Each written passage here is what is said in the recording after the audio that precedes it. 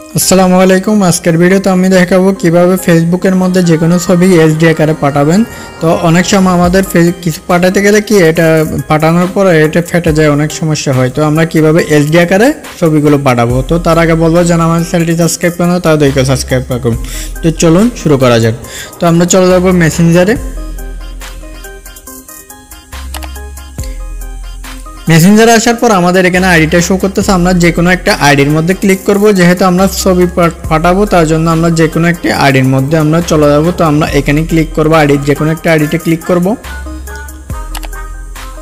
তো যে কোনো আইডিতে ক্লিক করার পর আমাদের মেসেজগুলো এখানে কিন্তু শো করতেছে। তো আমরা কি করব, যেহেতু আমরা ছবি পাঠাবো, এইচডি আকারে ছবি পাঠাবো, তো আমরা এখানে ক্লিক করব।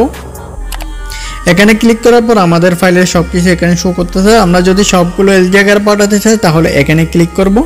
আর যদি আমরা একটা করে যদি যে কোনো একটা দরকারি কোনো কিছু পাঠাতে চাই, একটার মধ্যে এইচডি আকার পাঠাতে আমরা যেটা পাঠাবো এটার মধ্যে আমরা সিলেক্ট করব। তো আমরা ধরুন এটা সিলেক্ট করব। তো সিলেক্ট করার পর আমরা এখানে এডিটে ক্লিক করব। এডিটে ক্লিক করার পর আমাদের পিকটা এখানে কিন্তু শো করতেছে। তো আমরা যদি এইচডি আকার পাঠাতে চাই তাহলে এখানে ক্লিক করব। এখান থেকে আমরা এটা ক্লিক করার পর এখানে আমাদের হয়ে গেছে। এখন আমরা এখানে সেন্ড বাটনে ক্লিক করব, এখানে ক্লিক করব। এখানে ক্লিক করার পর দেখেন আমাদের এটা কিন্তু এইচডি আকারে চলে গেছে। আপনি চাইলে এইভাবে এইচডি আকারে কি ফটোগুলো কি পাঠাতে পারেন। তো আজকের ভিডিও পর্যন্ত। ভিডিও ভালো লাগলে অবশ্যই চ্যানেলটি সাবস্ক্রাইব করবেন। ধন্যবাদ।